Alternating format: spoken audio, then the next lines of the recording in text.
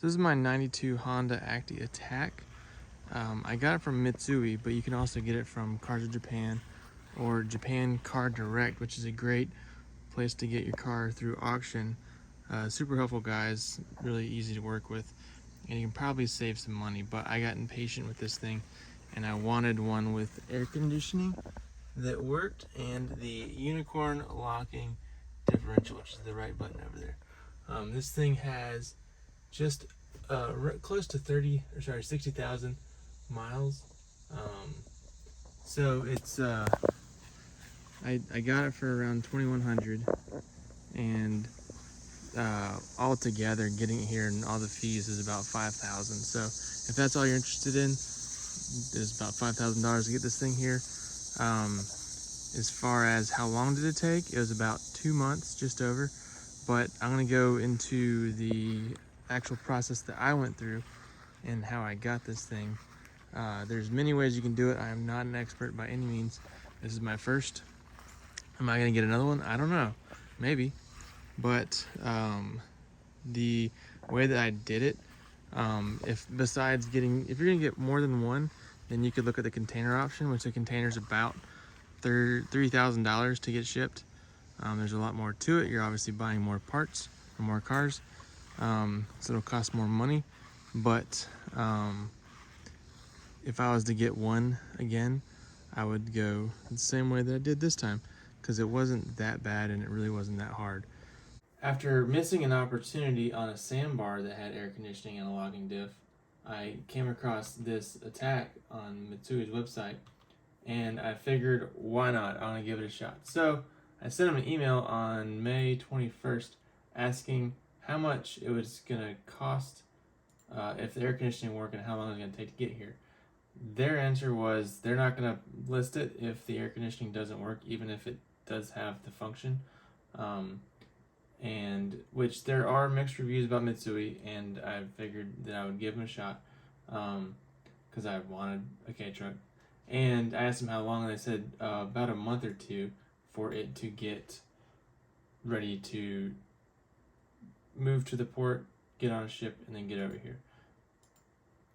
The next day, on May 22nd, I told them I liked it, so they sent an invoice. How much did I pay for the truck? Well, they actually had it listed, I think, for $2,400 on their website, but they said, I didn't even ask, and they said they're going to give me a special deal, and it was $2,160. And then the freight, they said it was going to be $1,800 for them to get it on a boat over here. So right now we're looking at just shy of $4,000, which I had heard online and websites and YouTube and all that is going to be about another $1,000 whenever you add everything up. So I was like, okay, for around $5,000, I think I can do this. So they sent an invoice on the 22nd, and in Japan, they're 13 hours ahead. So you only really get a little bit of their morning and our evening. And then, obviously most of their day is while we're asleep. So the next day, I went to my bank and did a wire transfer, which normally transfers or wires cost about $10, $15, or $20, depending on what bank you have. And that's for a domestic. If it's a foreign wire transfer, it can cost more because they don't like it. I guess because it can be less sketchy, different countries and whatnot. But Mitsui, their transfer is to a bank in the States. So my local credit union was okay with that. So I wired over the $39.60, and they got it the next day. So on the 25th, the 24th is when they got it.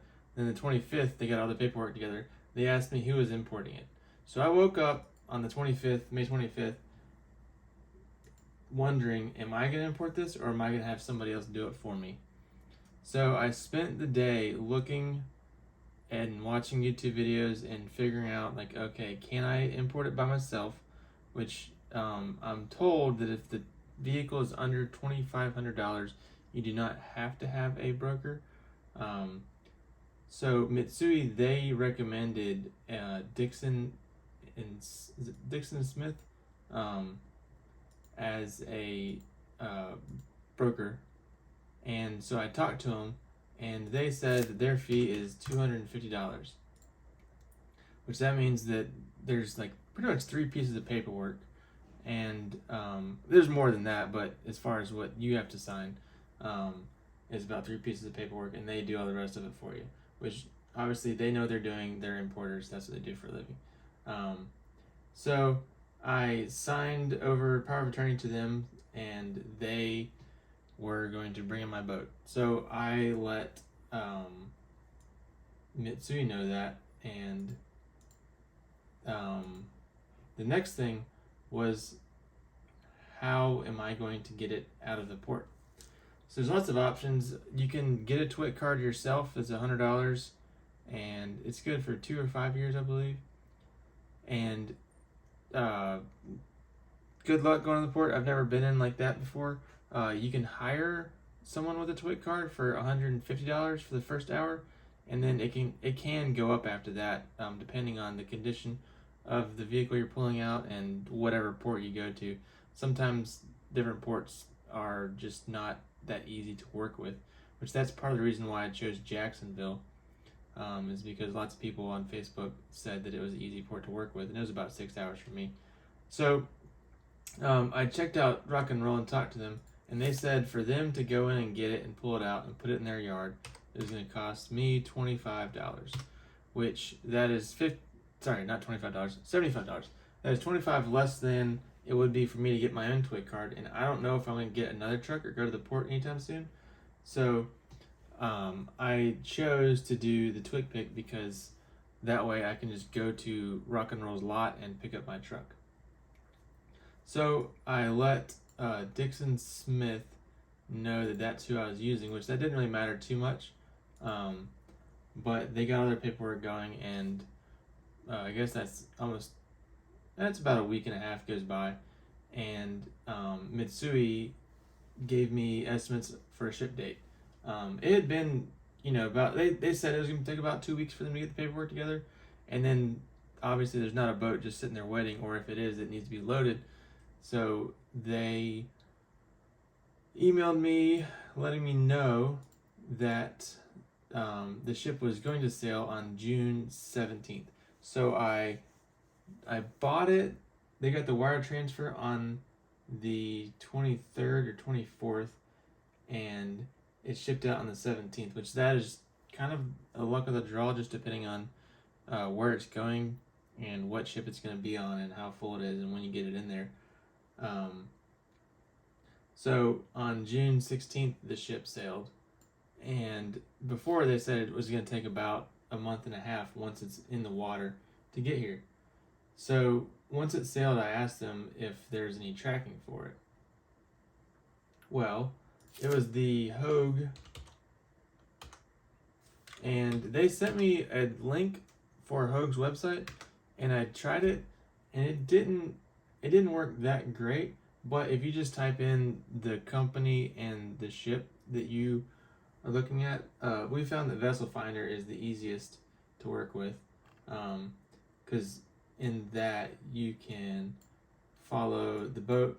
It's not always going to show you where it's at. That's a lot of boats. But at different times. So at first we had a fun time watching it in Japan, going from port to port, and then finally it sailed across down to Jamaica, and then to Freeport, Texas, and then up to Jacksonville. So Vessel Finder, well, if you just type in, like I said, the owner of the company and the boat, and you'll find multiple websites, but they want you to pay a subscription. Vessel Finder is the easiest one for that. So the ship sailed on the 17th, and it was set to be delivered, or to arrive in Jacksonville on July 25th. So it did, which that is about a month and a half from then to then. Not quite, maybe it's 5, 6 weeks, whatever. And so the boat landed, and I was very excited. While I was waiting for the boat to get here, I talked to Rock and Roll, and they said the only thing they were going to need to get into the port and take my truck out was the delivery order, which I didn't know what that looked like, but I said okay. So the next day, because the boat got there, it landed late in the day on July 25th, which they Dixon Smith let me know that the port closes at 3 o'clock in the afternoon, I believe. I don't know what time they open. So the next day, July 26th, the truck rolled off. So that is a Tuesday, and then on Wednesday is when it rolled off, and I was very excited. So then the next day, the same day, the day the boat rolled off, Dixon and Smith sent me an invoice. So what was on this invoice? On this invoice was an advance fee, which I don't know what the heck that is, but it was $25. They sent a terminal handling fee, which that was from Hogue, the shipping company. That was $178.35. They sent an ISF transaction fee. I've got no idea what that is, but it was $75. The duty, which is 25% of the cost of the vehicle that you're buying. Well, excuse me. If it's a truck, it's 25%. So they actually charged $542.37. So they got an extra $2.37 out of that. So now we're looking at $5,100. $5,105.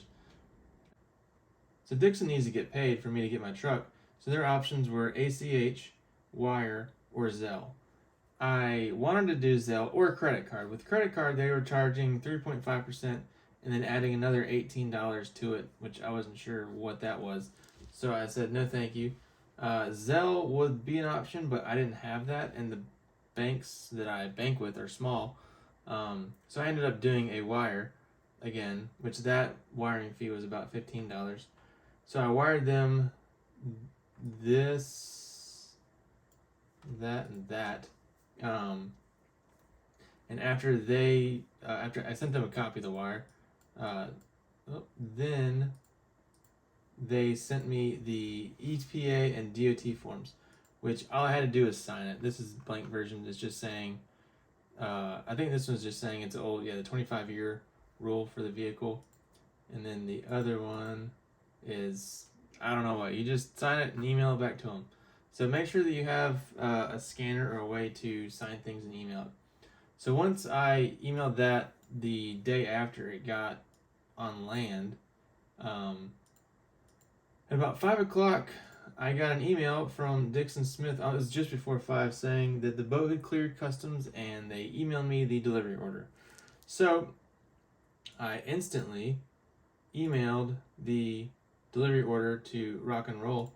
So a day or two before, I called Rock and Roll and said, hey, what all information do you guys need? And they said, we need the delivery order.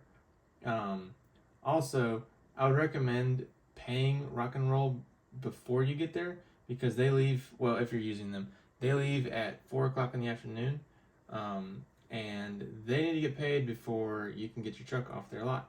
So I emailed over the delivery order to Rock and Roll, and the way that they normally do it is, so the truck got off on the 26th, it got cleared on the 27th, and once it's cleared and Rock and Roll have the delivery order, they normally put it on their following day's schedule for pickup at the port. So that meant that it got there, the boat landed Tuesday, it got rolled off Wednesday, Thursday it got cleared after I paid the who knows what fees. And so that means that Thursday got cleared, so Friday it was able to be picked up. So that's what we did. I called, and after I emailed Rock and Roll the delivery order, and they said that they're going to put my truck on tomorrow's pickup. And they said, I let them know that Dixon said that the truck was cleared, and Rock and Roll said yes, not that they don't tell the truth, but at times things can get held up in customs. So at 9:30, they get to the port around 9. It opens at 8, and they were gonna let me know if there was any hangups, because I was about to drive 6 hours and didn't want to sit around and wait longer. So I worked until 10:30. My dad met me at my house and hopped in my truck, and I called Rock and Roll because I guess they forgot to call me, and just asked if the truck had been cleared, and they said yes, it has. So then we drove 5.5, 6 hours down to Jacksonville, Florida. We got to the Rock and Roll lot and there was nobody there. Got there right at 5 o'clock. So I called, they didn't answer. I called again, they didn't answer. There were some neighbors around just kind of staring at us like we didn't know what we were doing. But Rock and Roll did call us back and let us know that it was in there, but I need to pay them. So I ended up using Cash App to pay the $75 for the Twit pickup, and they gave me the gate code to get in. So then I hopped in, and my truck fired right up. Thankfully, I had jumper cables and a little bit of gas just in case it wasn't able to. But she told me on the phone, Rock and Roll said that it fired right up and was easy to get in and out. So put it on the truck, strapped it down, headed north, got back home at 12 o'clock in the morning, and I figured I'd just leave it on the truck for the night and have fun with it in the morning. So with the fuel going down there and back, it totaled out being $197.98. So right now I've got $5,300 into this truck, which I don't think is bad. It's got 96,000 kilometers, which is just under 60,000 miles. It's got new tires on it, which I'm shocked that they're new. It looks like a new muffler.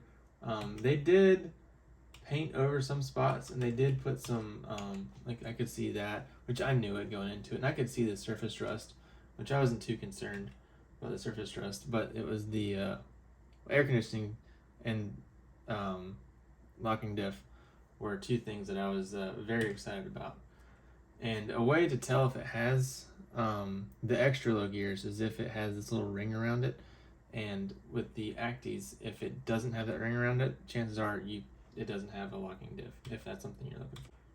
So, and also I could see that paint behind there was it was too perfect and too new, and that, which I don't know how old it was or exactly what the point was, but I was okay with it. I could see that they painted and stopped, and they didn't spray back there, but it's not like it's falling apart or anything. And I, got it, and it looks just like the pictures. So if I paid for it on the 23rd and got it picked up on the 28th of July, from May to July, 66 days, that's just over 2 months from start to finish, which isn't too bad. Looking back, a lot in just my daily life has changed or happened since then. But it really isn't that bad waiting 2 months to get it. I know that some people don't want to go through all the paperwork and the hassle, which the $250 broker fee, well, both of these really are not bad, because that's $325. And, whenever I got it, it's kind of weird because I just walked into the lot, the keys were, I got the code to get in, but the keys were in it, so I just hopped in and took it out. And, going to Jacksonville, I didn't talk to anybody except on the phone, and one of the neighbors. So it really was an easy way to get it. I don't know what it would like going to the port and taking it out myself, but that's the method that I did. And if I was to do it again, or if there's someone like me that's wanting to do something very similar, I would recommend the same thing. If you want to go and save the $250, go for it. I'm not sure if there's other brokers that charge more, charge less. Same thing with the Twig Picks.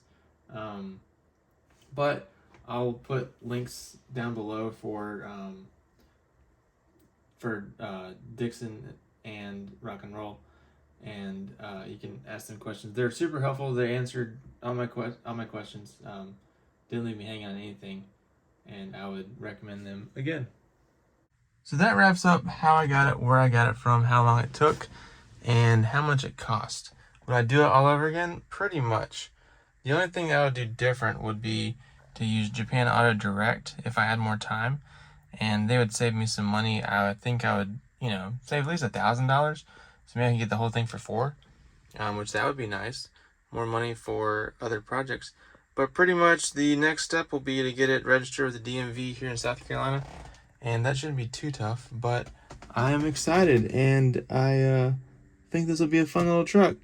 So if you got any questions, let me know. Hopefully I answered, pretty much the basics. I'll put the links, like I said, down below of who I used. Obviously, not everybody's going to ship into Jacksonville, but that's what I did.